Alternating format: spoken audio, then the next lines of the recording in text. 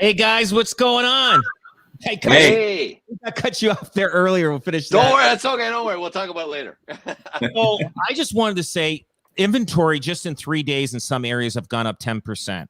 And so that's a good sign. So I think February is going to be more inventory. We noticed that right away halfway through January.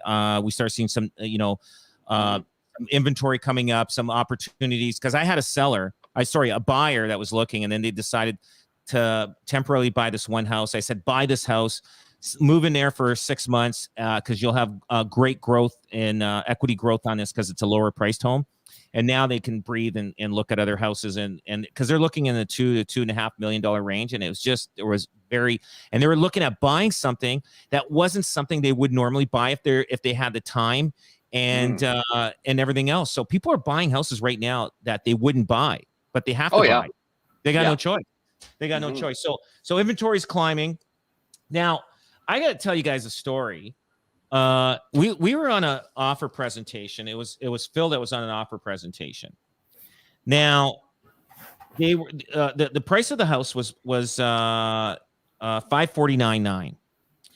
29 offers. Can you believe the highest offer came in with a $5,000 deposit? Okay.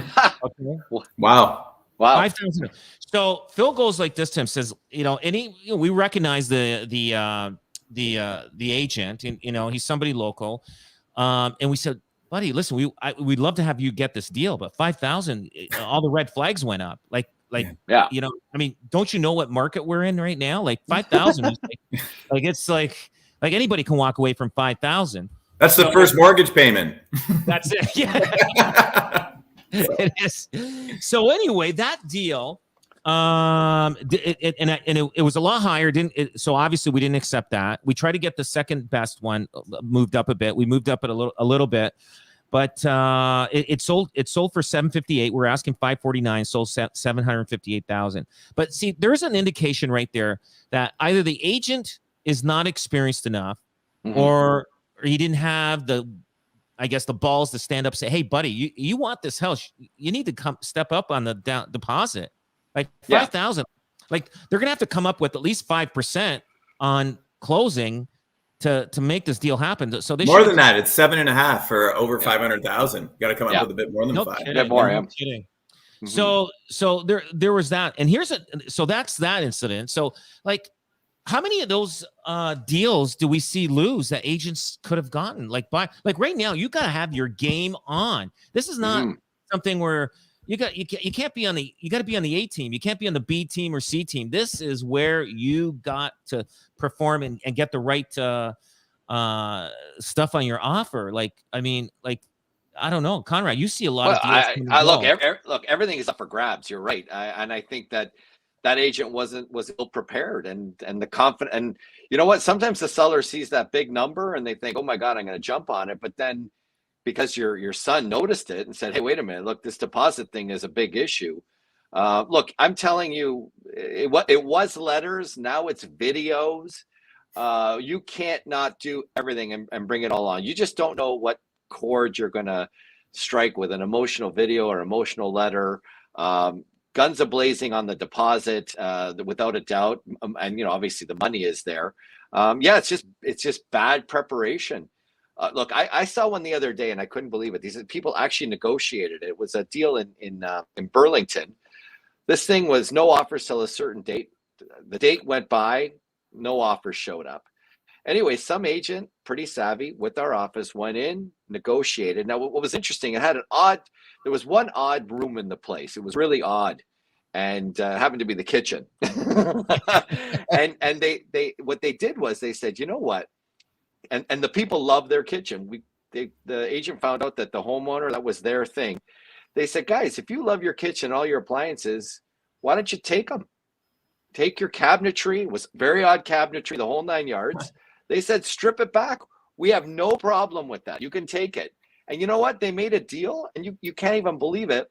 It was probably about $70,000, $80,000 less than I think, that it should have gone for, really. It's just that one little thing, right? So they had a beautiful kitchen they wanted to take with them. Absolutely. You just don't know. right? You don't know what it is with these people. Yeah, and they took it. God bless them. And And then, you know, and the buyer gets their own kitchen that they want now. Yeah, they get to put it in. They don't have to worry about ripping it out. They just go in and do it. Remember when fridges and stoves and were a big deal, that people took them with them? Like now, nobody takes them. Like we're talking what, 10 years ago? Fridge and stove. No, I'm taking the fridge and stove with me to my next house. And the fridge never fits the next house. No, never. No. It becomes a garage fridge. But it just, but now it's just people don't even want to take it. They say less to move. People don't. Yeah. People are less, I guess, emotional about their appliances now. And you know, but speaking of appliances, did a deal. Had an agent. These agents from out of town that don't deal with country properties too much. Okay, so they come in. It was listed at 2.7. We sold for 2.6. They came in with a condition on financing and home inspection. And I noticed that they didn't ask for, and the house had a well and also had a septic. Just financing, home inspection. They didn't ask for like water test. They didn't ask for like a septic inspection or anything like that. And I said, okay, no problem. So the people move in. They move in. Second, and the other thing on the offer was they put all the appliances down: fridge, stove, dishwasher on main level, fridge, stove, dishwasher in basement, deep freezer. This, okay, no problem. So they didn't ask for the washer and dryer. So anyway, they move in. They take possession the same day that they closed. They go, Rob, we didn't know there was a well. I go, what are you talking about? It says right on the listing. They had no clue that this house had a well. Secondly, they go, where's the washer and dryer? I says, you didn't put it in the offer. We didn't have it in our listing. It's not in the offer. I go, oh boy, you really made a mistake, didn't you? I go, you know what? The appliance store is open right now. You can go buy them. You know what? The lawyer, the buyer's lawyer, said to our seller's lawyer that the buyer's the buyer's agent was not experienced enough to deal with this deal, especially it was a country property, had no clue about septic, had no clue about wells, had no clue about cisterns. And so there you go. Experience, like she should have had a backup person that would overlook that for her. So country's crazy. But you know, it's funny. I was just talking to the legal community about the DocuSign, and the biggest problem on DocuSign is appliances and channels and fixtures. People are missing them, the whole 9 yards. The client's saying, you know, I want this, that, the other. The agent doesn't remember. They end up moving in the house and they say, well, where is it? And I wanted this, but well, you signed it on DocuSign. Did you really read it? Did the agent really go through it with you? So that's a huge issue right now. We make sure they initial beside the appliances right there. Are you sure? We read it twice. We read it twice because they forget. So what happens when a buyer or seller, especially seller, when they get the offer, their mind goes blank. All they're looking at is the price. They are not listening. And you almost have to record the conversation because they forget every word you say. And I remember they forget every word you say. So I had a deal one time that the closing date wasn't matching up. So the sellers were allowing the buyers to move in 5 days earlier, which is I don't like. So I said to my clients, I go, guys, I don't like this. It's up to you, but you're getting your price. The house is new. But I don't like this. I says, your lawyer's going to say it's not a good idea. You tell me what you want to do. Rob, we're going to go with this deal. Guess what? On closing, their lawyer scares them. And guess what the lawyer says? No, you shouldn't have done this. You shouldn't have done this. I warned them about that. You shouldn't do it. He goes, how come you didn't tell me this? I go, what? Are you kidding me? I was like, you know what? I was more upset about that they didn't listen to me. And I did tell them about moving into a house earlier before it closes because the people that are buying the house, if they're living there for 5 days, if they find anything wrong with the house, guess what? They're not closing on that day, or they're going to try to renegotiate the sale price. But, of course. But the one thing is, I'm going to tell you, you have like you almost have to record the conversation You know what? So that you can verify that, listen, I did tell you about this. You're right. They don't look at it. They don't look at the appliances. They just, all they're thinking in their head is the price. And that's it. And they're forgetting about everything else. And that's the sad thing about, and then I try to have them initial where the rentals are all the time. Because we had somebody, they have a rental furnace, and they go, well, I didn't know I was assuming a rental furnace. Well, I told you about that. Or even when we're listing a house, we have them initial water heaters are rental only. That's it. Yeah. We see a lot of those in the financing come up on the last time when they don't realize that, the water filtration system that they thought they're renting or the Reliance furnace has a second or third lien on the house. And then all of a sudden they owe more money than they thought. That happens way more than you think that it would. Enbridge got really bad press years ago when people were selling their houses and they had to spend $15,000 just to buy out the furnace and air conditioner. And they're still getting that, but not as much as it was about 5-10 years ago. Conrad? Like, did they change something, or they just didn't? The laws changed for that door-to-door sales and things like that. And there's a longer cooling off period and all that kind of stuff. So what's interesting, what they're doing though, they're getting you to agree to do it, right? There is that cooling off period, but once it's installed, the cooling off period goes away. So what they do is they're there on Wednesday, and you know what? Believe it or not, it's Thursday morning. It's booked. It's getting installed. So it's getting installed. Oh, man. They get in there fast before you could change your mind. Exactly. But once it's installed, it's over. But before it's installed, you got time. So now they're just redoing how they operate. So yeah. Wow. Speaking of cooling off periods, now wasn't out west thinking about doing a cooling off period in BC? Did you? Okay. Now, well, what's the sense of that? Like cooling off, so you're in competition. You're putting an offer on a house. Now you got 24 hours or 48 hours to get out of the deal if you're not happy.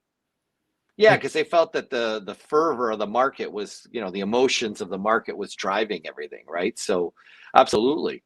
Look, I always say when we talk about DocuSign, 55 offers come in. Back in our day, Rob, when we used to sell, come on, we used to go there personally, whatever. Now people just throw in an offer because it's so easy, DocuSign it, sent. And that's kind of secretly driving the emotional level up, I think. So it's some of this tech that's really kind of gotten in the way of our business. So yeah, that's what they're looking at. They're saying, we're just saying that we want to maybe, stop it or regulate it so people have that opportunity, but it's crazy.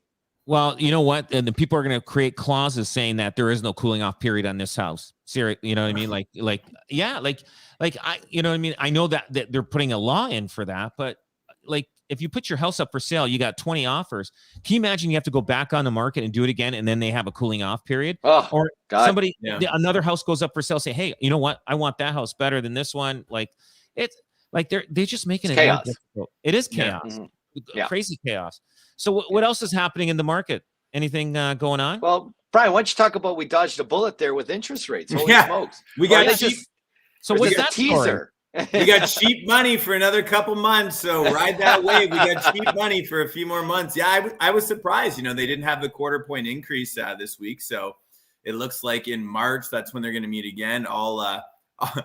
Get your affairs in order, because I think that rate will come up a quarter point in March. So it's still cheap right now, which is really good. And you know what? I just remind everybody too, it's the variable rate is such cheap money right now. If it goes up a quarter point, it, ideally signals to slow inflation a little bit, but on an average mortgage of $500,000-600,000 or $700,000, it's a $60-70 increase in your payment.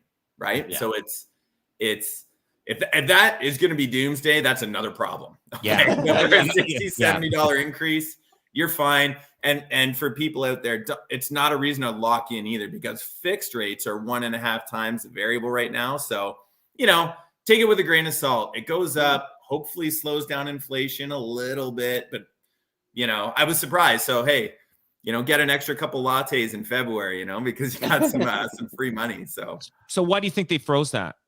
Like they're trying to stop this Well, I think it's also they don't want to hurt the golden goose, right? Like, you know what? Like they want to slow down inflation, but we need people spending money as well too, right? So people got to be spending money. If people aren't if they do raise rates too much too quick, it slows down the economy, right? We need people out there spending money. So, you know, with the government being a little bit more conservative, the one good thing I like about that is you probably won't see as many interest rate hikes as people thought.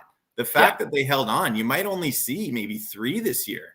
Yeah. Right. Yeah. And that's they were talking like 5 or 8.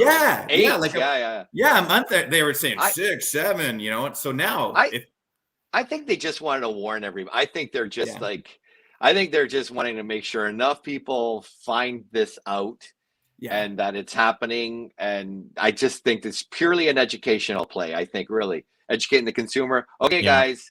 You missed it, but next time, you know, ding, ding, ding, ding, ding. Like you need a brick wall to fall on you. But yeah, I think that's really why they did it. I think you're right, Con. This is the first time there's been so much hype about it in a long time. So I think you're totally right. And it's probably a good thing. It's a big signal. Here you go. It's coming, right? Yeah, so, it's coming. Don't blame us. Us warning. The storm is coming. The storm is coming, but not just quite there yet. That's it. Right. Guys, listen, thanks a lot for your time. It was great talking to you guys. Brian, mission35.com, Conrad, Remax Escarpment in Niagara, and myself here. Guys, see you next week. Thank you so much for your time. Take care. Cool. Ciao.